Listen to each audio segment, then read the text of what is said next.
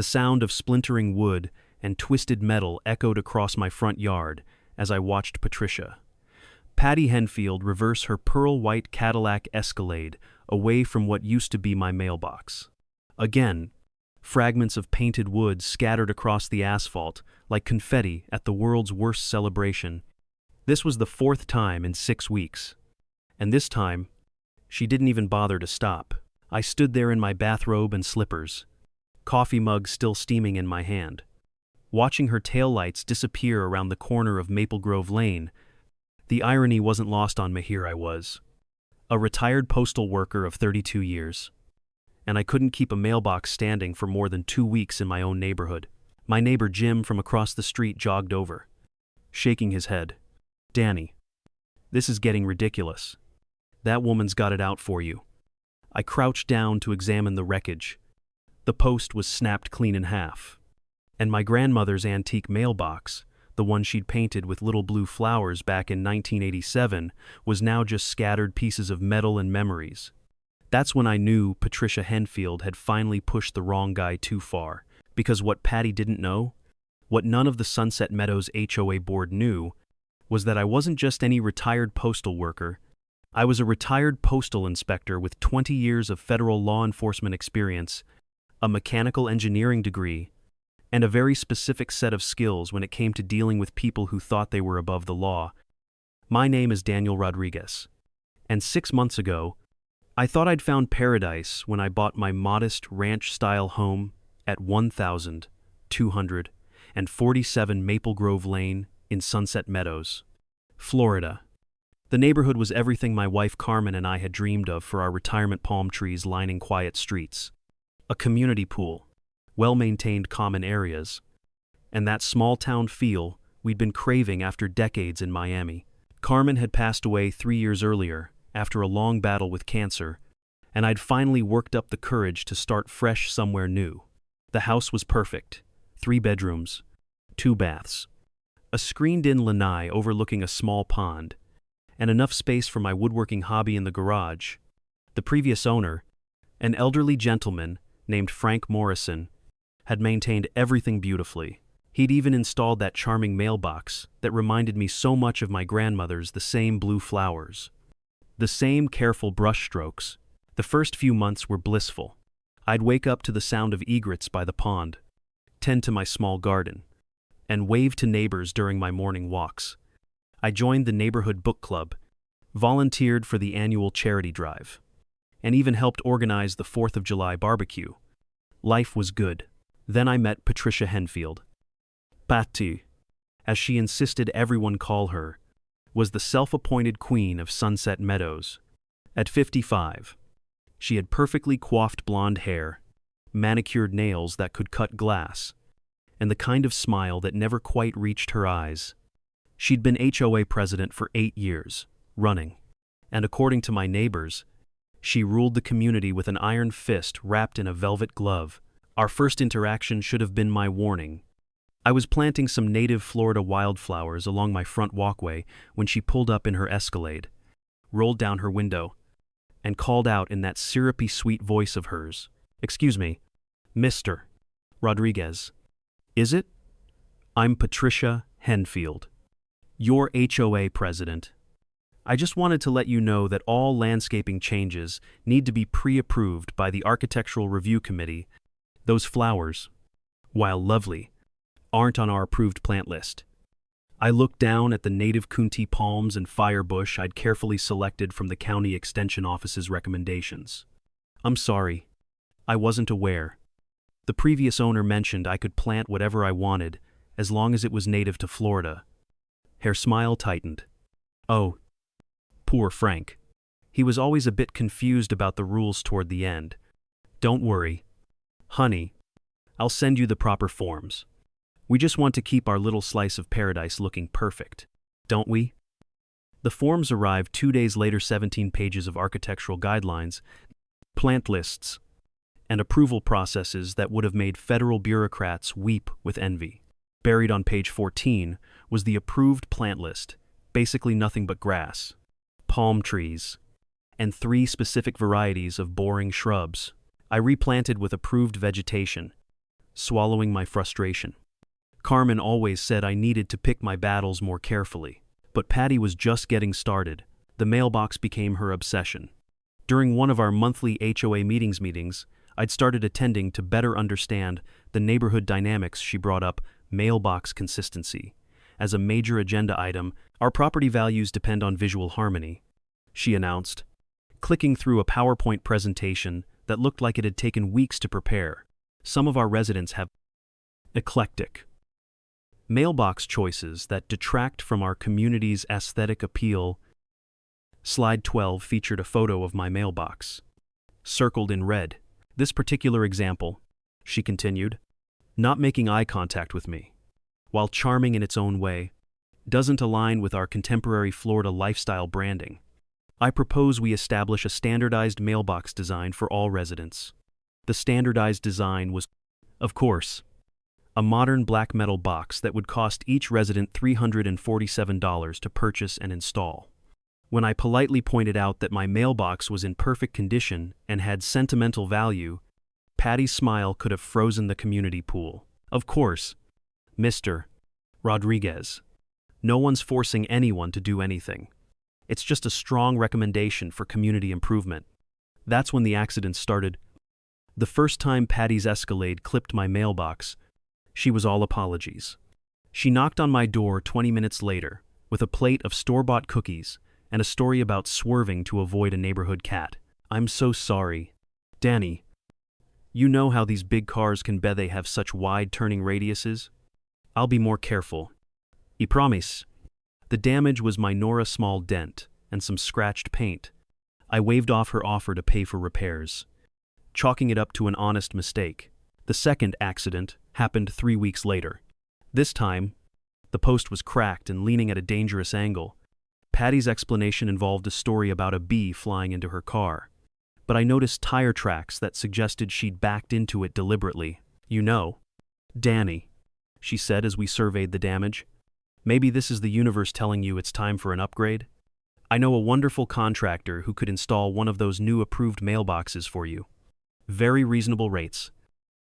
I spent a Saturday afternoon reinforcing the post with concrete and steel brackets. 2 weeks later, she obliterated it completely, claiming a medical emergency had caused her to lose control of the vehicle. When I asked what kind of medical emergency, she became vague about lady problems that required her immediate attention. By the fourth destruction, Patty had abandoned all pretense of accidents. The tire tracks in my mulch bed showed clear evidence of intentional backing and ramming. She'd gotten bold enough to do it in broad daylight, apparently confident that her status as HOA president made her untouchable. That's when I decided it was time to remind Patricia Henfield that some people shouldn't be pushed. You see, during my years as a postal inspector, I dealt with every kind of mail-related crime imaginable: theft, fraud, assault on postal workers, and yes, destruction of mailboxes. Most people don't realize that mailboxes are federal property under U.S. Code Title 18, Section 1705. Destroying someone's mailbox isn't just vandalism, it's a federal crime punishable by fines up to $250.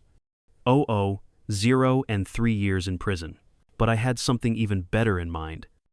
My mechanical engineering background had taught me about kinetic energy, impact resistance, and the beautiful physics of action and reaction. 32 years of postal service had given me access to specialized suppliers and contractors. And 20 years of federal law enforcement had taught me exactly how to document evidence and build an airtight case. I started with research. Florida law requires HOA boards to maintain detailed records of all meetings, decisions, and communications. As a homeowner, I had the right to inspect these records. What I found in Patty's files was illuminating. She'd been systematically targeting homeowners who didn't conform to her vision of neighborhood perfection. Mrs. Chen had received 17 violations for her non-conforming garden gnomes. The Johnsons were facing daily fines for parking their work truck in their own driveway. Young Mr. Poos, 9 Poos, Peterson had been cited for having inappropriate window treatments, meaning he'd hung standard white blinds instead of the HOA preferred plantation shutters. But the real goldmine was in her personal correspondence. Patty had been emailing other board members about her mailbox standardization campaign, including detailed photos of problem mailboxes and strategies for encouraging compliance. In one particularly damning email to her friend Linda Walsh, she'd written, "Don't worry about Danny Rodriguez. A few more accidents, and he'll see reason. These old-timers just need the right kind of motivation." I printed everything and organized it in a federal evidence binder. Old habits die hard. Next, I called my former colleague Marcus Thompson, who'd retired from the Postal Inspection Service 2 years before me and now ran a private security consulting firm in Orlando. Marcus owed me a favor from a case we'd worked together involving mail fraud at a retirement community. "Danny, you old dog, how's retirement treating you? Not bad?" "Marcus, but I've got a situation that requires some creative problem solving." "You still have contacts at the engineering firms?" "Of course. What do you need?"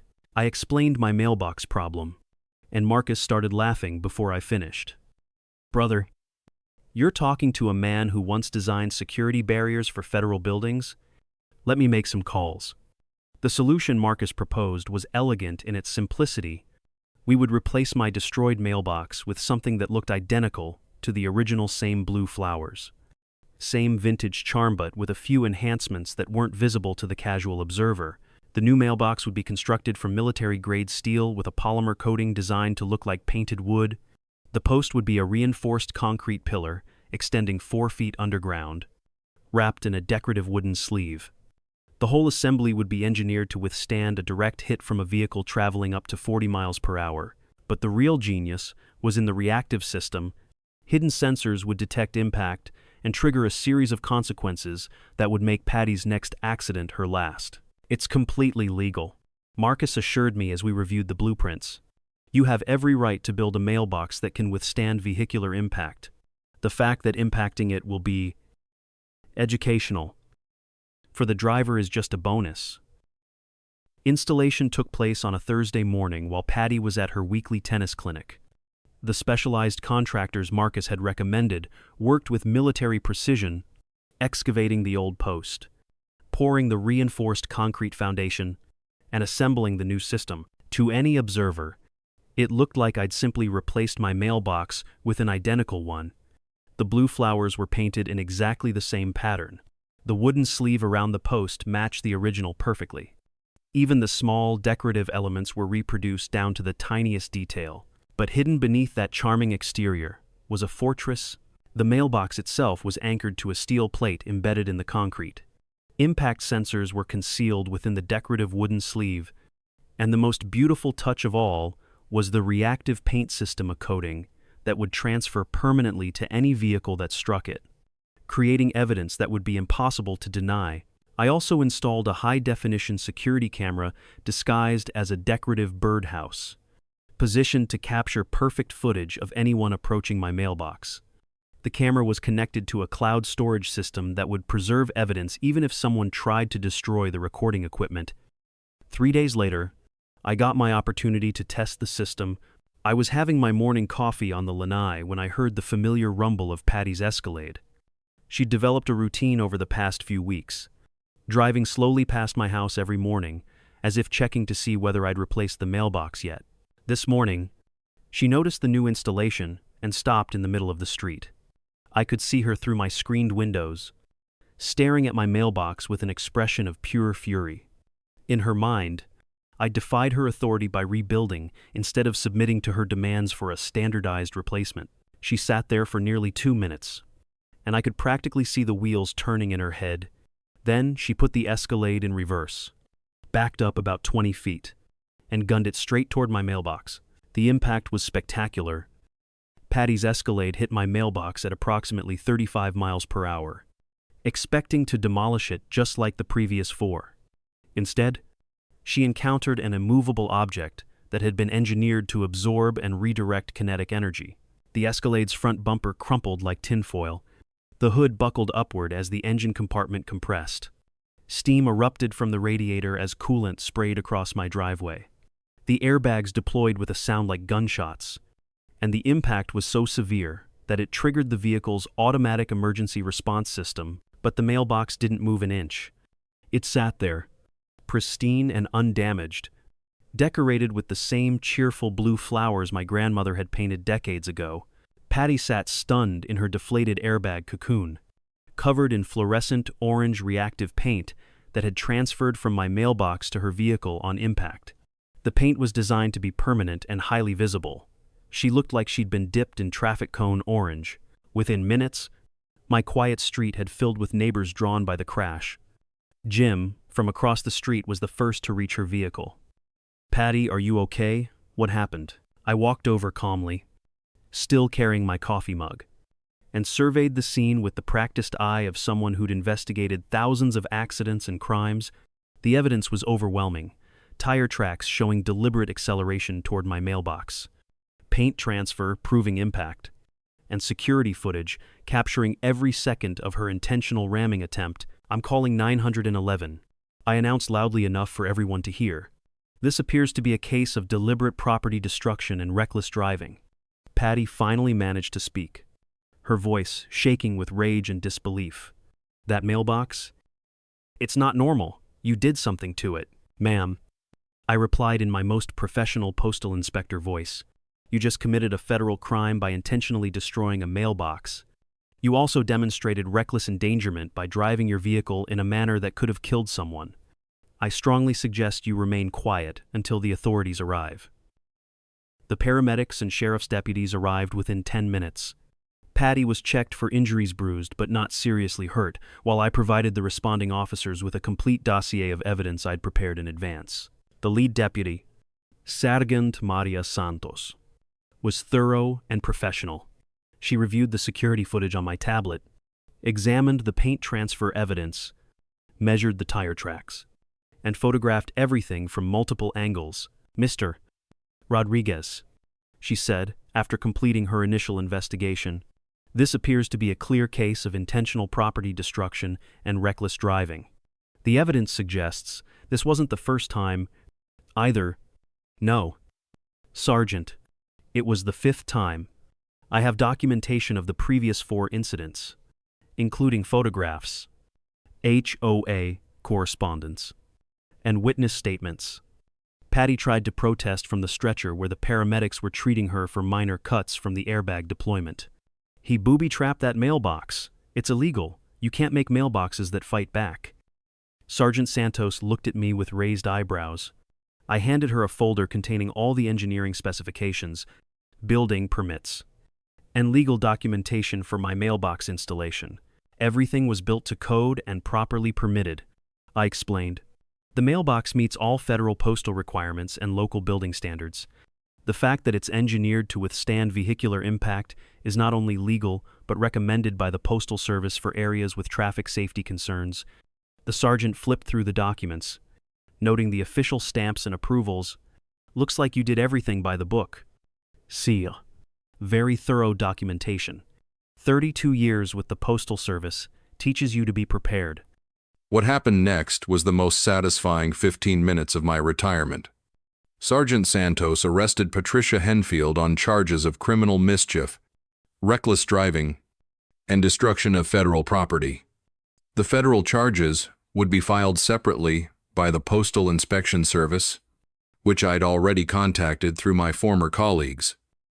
As the tow truck hauled away her crumpled Escalade, still dripping orange paint like a wounded traffic cone, the gathered neighbors began to murmur among themselves.